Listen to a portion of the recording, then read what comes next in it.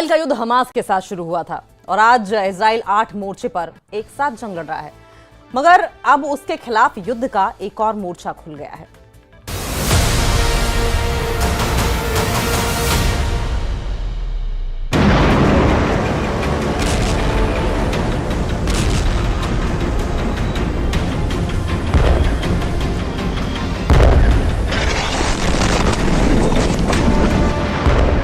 Gaza में Hamas से,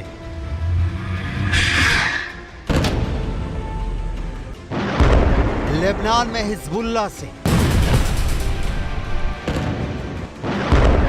Yemen में हूथी विद्रोहियों से,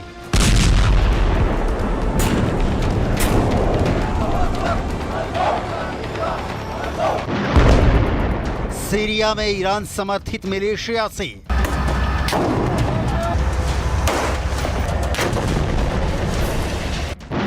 इराक में ईरान समर्थित फोर्स से,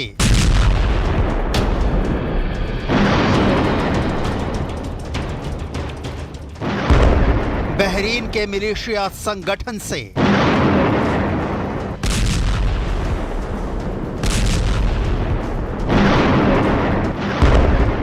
और अब नंबर 7 तुर्की से। इजराइल के पहले 6 फ्रंट एक्टिव थे, अब 7वां फ्रंट तुर्की भी खुलने जा रहा है। तुर्की ने ऐलानिया तौर पर इजराइल को दुश्मन देश मान लिया है। राष्ट्रपति एर्दोआन ने पहले इजराइल में घुसकर मारने की धमकी दी, फिर उनके मंत्री ने इजराइल को तबाह करने की धमकी दी और अब खबर है कि तुर्की ने इजराइल के राष्ट्रपति इसहाक हर्जोग के एक अनुरोध को अस्वीकार कर दिया है। इजरायली राष्ट्रपति अजरबैजान की राजधानी बाकू में चल रहे COP29 जलवायु शिखर सम्मेलन में जाने के लिए तुर्की के हवाई क्षेत्र का इस्तेमाल करना चाहते थे, लेकिन तुर्की ने उनके अनुरोध को अस्वीकार कर दिया है।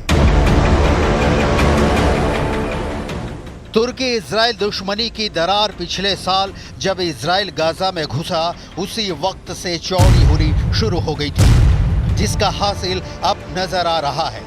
इजराइल के राष्ट्रपति का सुरक्षा कारणों से बाकू जाना रद्द किया जा चुका है, लेकिन तुर्की के इस स्टैंड ने इजराइल को तुर्की को लेकर गंभीरता से सोचने पर मजबूर कर दिया है।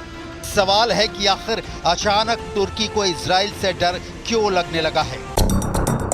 क्यों अपने आसमान से नहीं गुजरने दिया इजराइल के राष्ट्रपति का विमान? कल तक तुर्की गाजा में इजराइल के हमलों को लेकर विरोध कर रहा था और साथ ही इजराइल को तेल की सप्लाई कर रहा था। तब अचानक ऐसा क्या हुआ कि तुर्की ने इजराइल से सीधा पंगा ले लिया?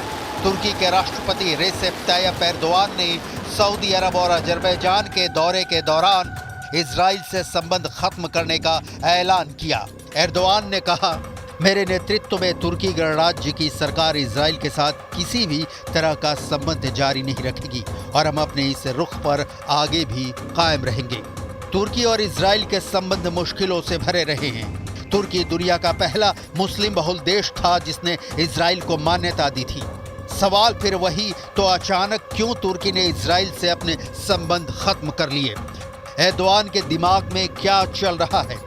समझने के लिए आपको रियाद से आई ये तस्वीरें देखनी होंगी। रियाद में आयोजित इस सम्मेलन का नाम अरब इस्लामी शिखर सम्मेलन दिया गया था। रियाद में आयोजित इस कॉन्फ्रेंस में सिर्फ गाजा और लेबनान में चल रहे इजरायली हमले पर ही चर्चा हुई और इस शिखर सम्मेलन में तुर्की के राष्ट्रपति एर्दोआन भी हिस्सा लेने पहुंचे थे। सुनिए सम्मेलन के बाद इजराइल को लेकर क्या बयान दिया गया।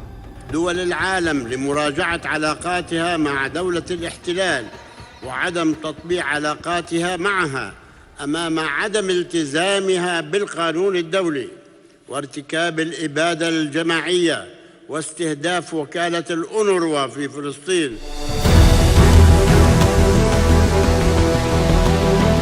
अरब इस्लामी शिखर सम्मेलन में सऊदी अरब के क्राउन प्रिंस ने इजराइल के हमलों को नरसंहार करार दिया। جدد المملكة إدانتها ورفضها القاطع للإبادة الجماعية التي ترتكبها إسرائيل بحق الشعب الفلسطيني الشقيق، وراح ضحاياها أكثر من 150 ألف من الشهداء والمصابين والمفقودين، معظمهم من النساء والأطفال. ونؤكد أن استمرار إسرائيل في جرائمها بحق الأبرياء والإمعان في انتهاك قدسية المسجد الأقصى المبارك والانتقاص من الدور المحوري للسلطة الوطنية الفلسطينية على كل الأراضي الفلسطينية من شأنها تقويض جهود الهادفة لحصول الشعب الفلسطيني على حقوقه المشروعة وإحلال السلام في المنطقة.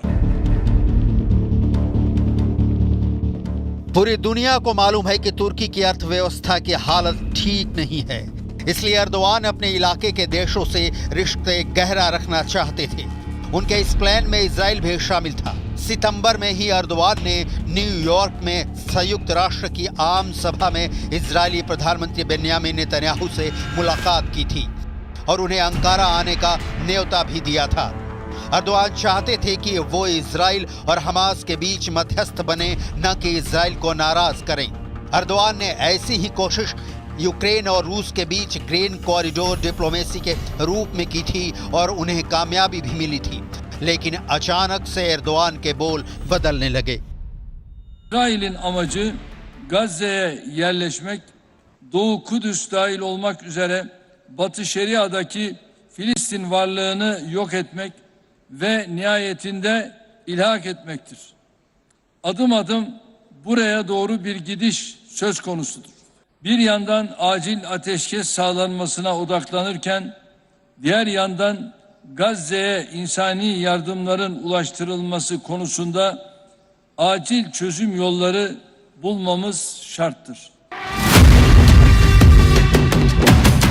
नेतन्याहू और एर्दोआन के बीच तनातनी तो बहुत दिनों से चल रही थी और अब बात आर पार की जंग तक पहुंच गई है। तुर्की नेटो का मेंबर है और नेटो पर हमला करने का मतलब क्या होता है ये पूरी दुनिया जानती है, लिहाजा मामला बेहद बुरा फंस चुका है।